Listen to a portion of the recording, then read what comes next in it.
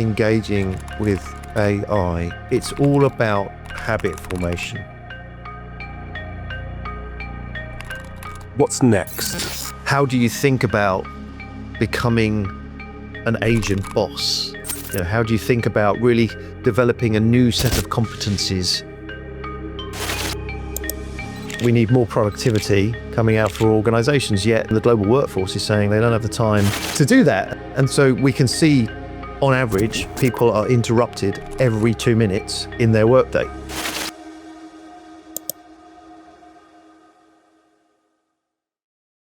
Hello, and welcome back to Generating, the Mediazoo AI podcast powered by the LPI. Today we're here at LPI Learning Live. I'm joined by Pete Ashcroft, our resident co-host, and the amazing Simon Lambert of Microsoft. How are you, Simon? Very well, thank you.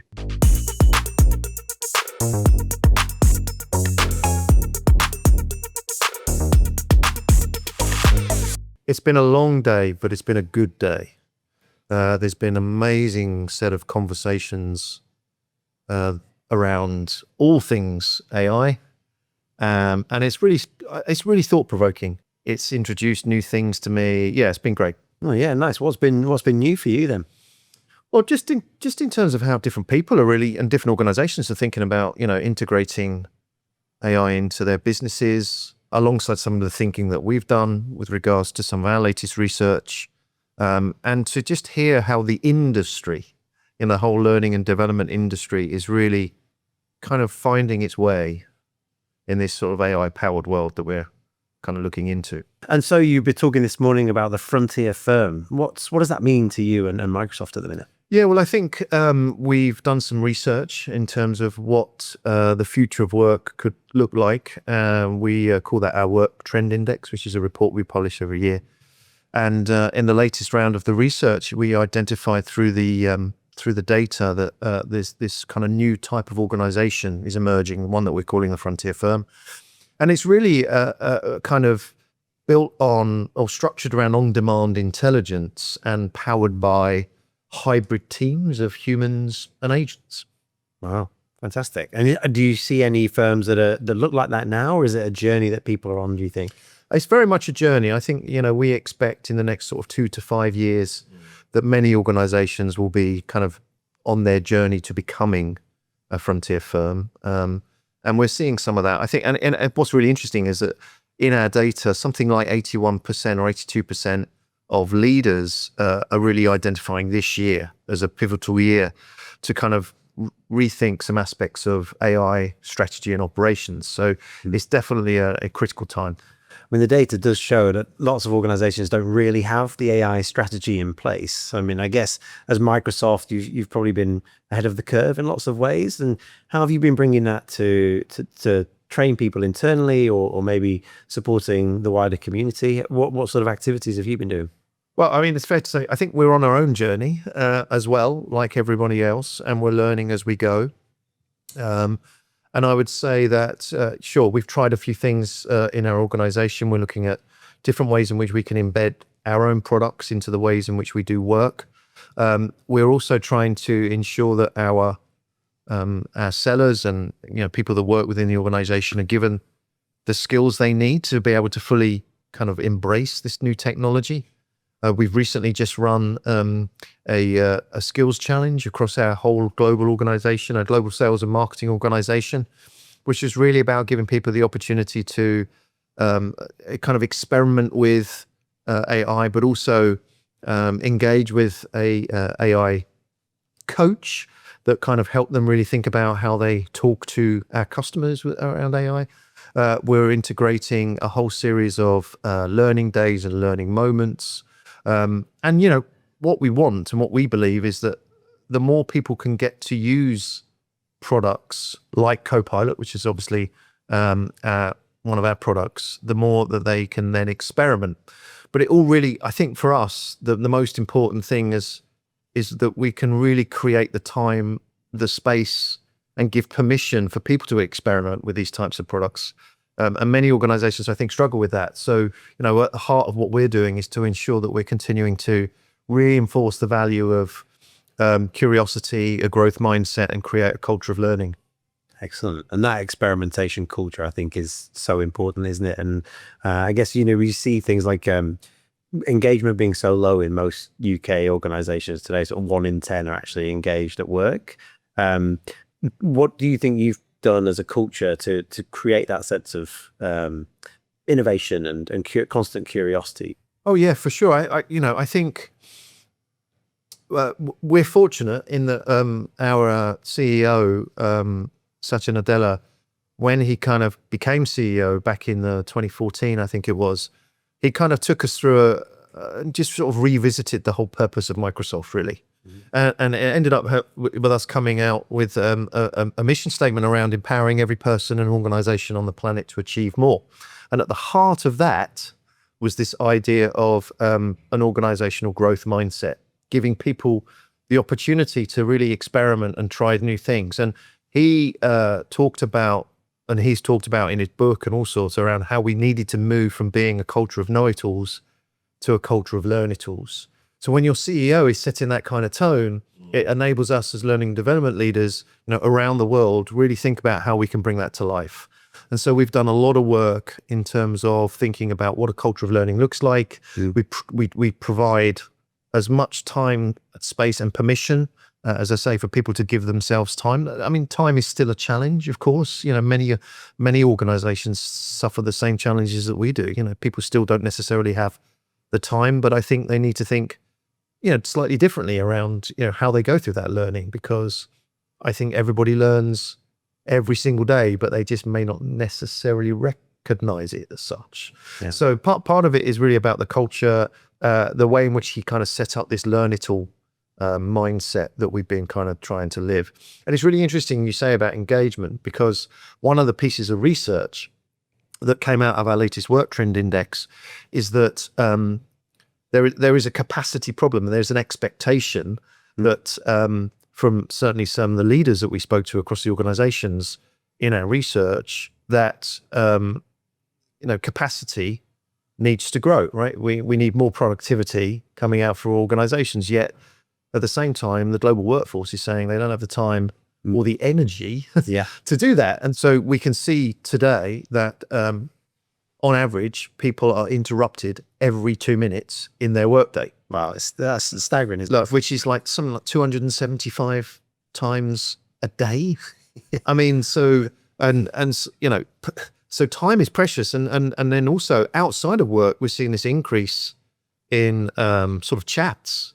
So now something like, on average, you get 58 chats before and after your workday. So of course, people are feeling this pressure, and it's really impacting on productivity. So part of the work, the research that we showed, definitely kind of identified the idea of a frontier firm really using this on-demand intelligence through things like AI and agents as being a mechanism for addressing some of those challenges. I think there's this sort of future, particularly for L&D, of really understanding the human data and then what we can do to drive productivity for people at the right time.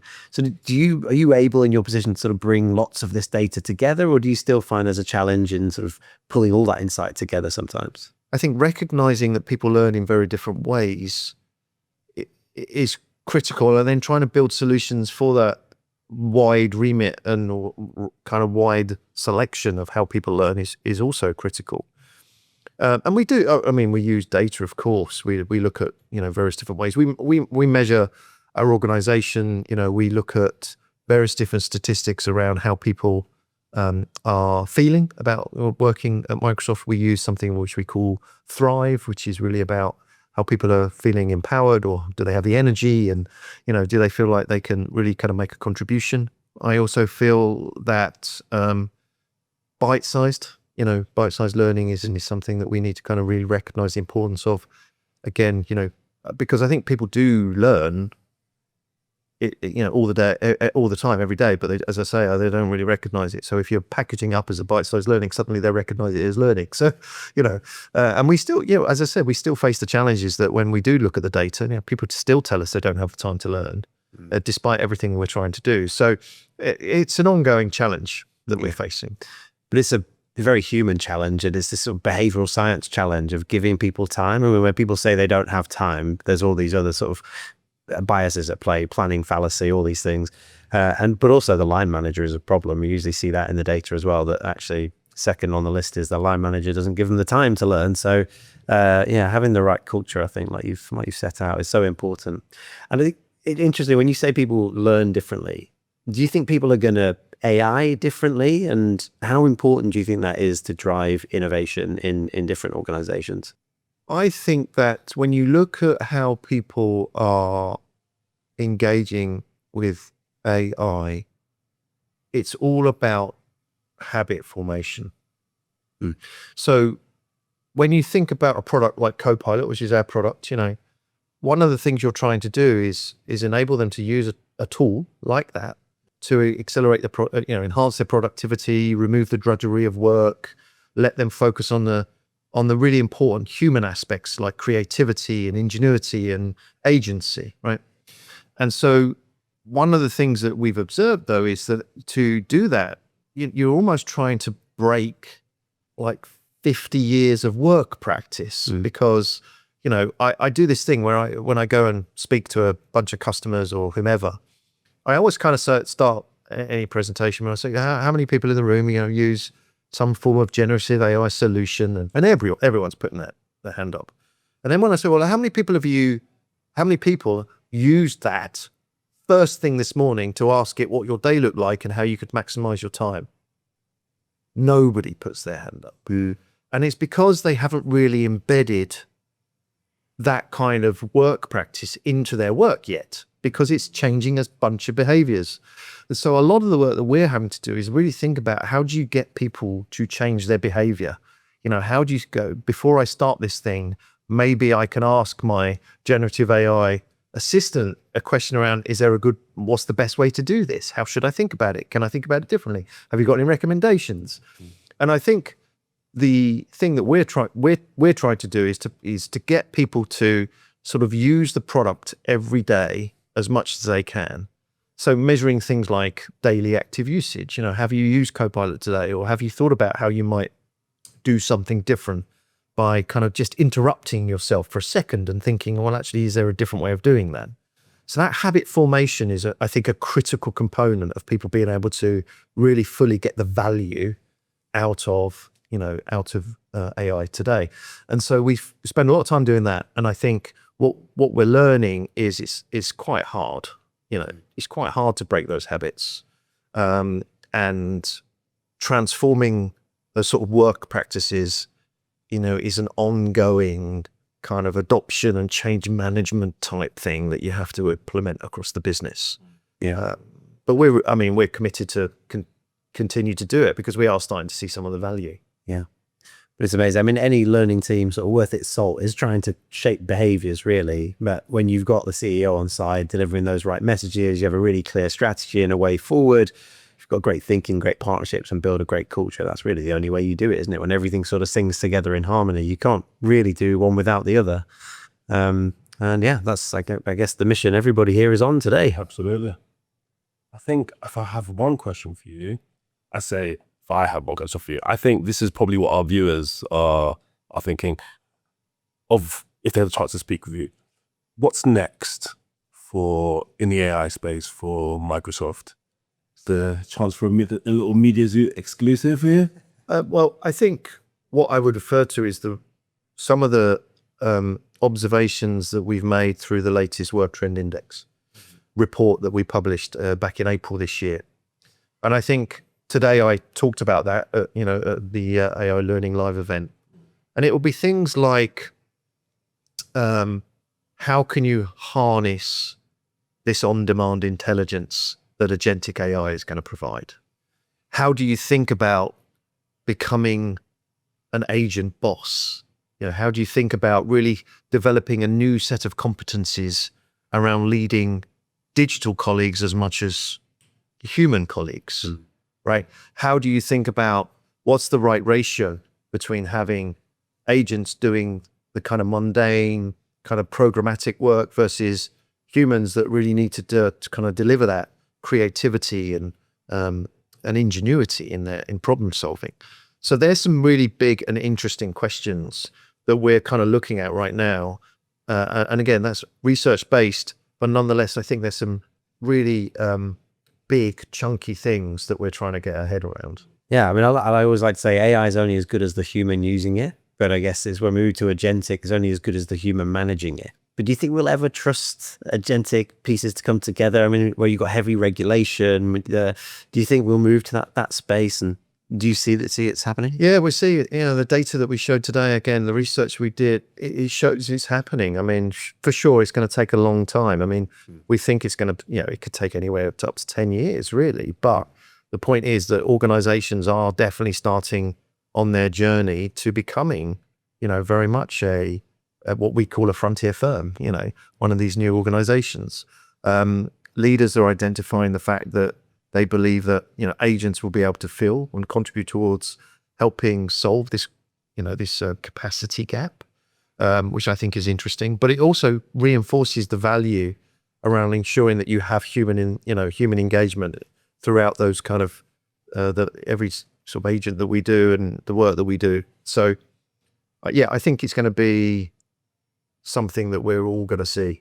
I was at a change management conference the other day, and there's the conversation around the people stack that you have in the business, and having people with the right attitudes and behaviors, and obviously these soft skills and the sort of higher order critical thinking skills are going to be so important. And I think, as you bring in the tech, making sure that you have the right people with those abilities is so key. But I one of the pieces of research which really fascinated me was, today we typically ask people to do, various different tasks like creating reports or building pivot tables or answering email or whatever. Yeah, so moving information from one space to another. Whereas I think in the future that, that work will potentially be done by agents, meaning that actually humans need to develop the skill around how do you become that agent boss, right? How do you actually build and manage agents? Yeah. And so I do think it's just a really interesting time.